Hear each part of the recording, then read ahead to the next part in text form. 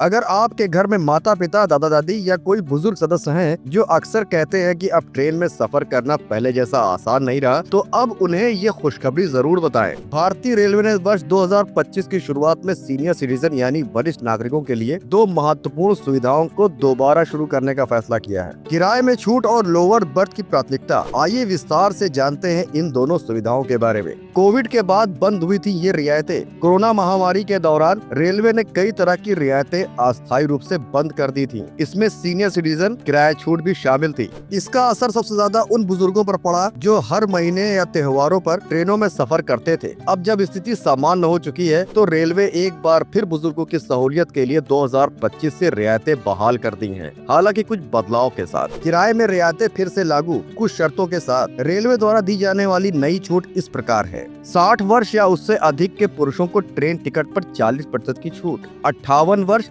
या उससे अधिक उम्र की महिलाओं को, ट्रांसजेंडर यात्रियों को 50% की छूट। ये सुविधा केवल स्लीपर क्लास और थर्ड एसी क्लास तक सीमित रहेगी। वंदे भारत, तेजस, राजधानी, शताब्दी जैसी प्रीमियम ट्रेनों में यह छूट लागू नहीं होगी। लोअर बर्थ की प्राथमिकता। सफर होगा ज्यादा आसान। केवल किराए में छूट ही नहीं, रेलवे ने एक और बेहद अहम सुविधा भी बहाल की है। लोअर बर्थ की प्राथमिकता। बुजुर्गों को अक्सर ऊपरी बर्थ में चढ़ने में दिक्कत होती है। ऐसे में यह सुविधा उनके लिए बेहद मददगार साबित होगी। अब टिकट बुक करते समय अगर सीनियर सिटीजन कोटा चुना गया है और लोअर बर्थ उपलब्ध है तो सिस्टम स्वतः लोअर बर्थ अलॉट करेगा। इसके लिए किसी अलग से आवेदन की जरूरत नहीं होगी और न ही टीटीई से रिक्वेस्ट करने की। किन यात्रियों को मिलेगा लाभ? इन सुविधाओं का लाभ उठाने के लिए यात्रियों को निम्न शर्तों को पूरा करना होगा। पुरुष यात्री जिनकी उम्र 60 वर्ष या अधिक होनी चाहिए। महिला और ट्रांसजेंडर यात्रियों की उम्र 58 वर्ष या अधिक होनी चाहिए। टिकट बुकिंग करते समय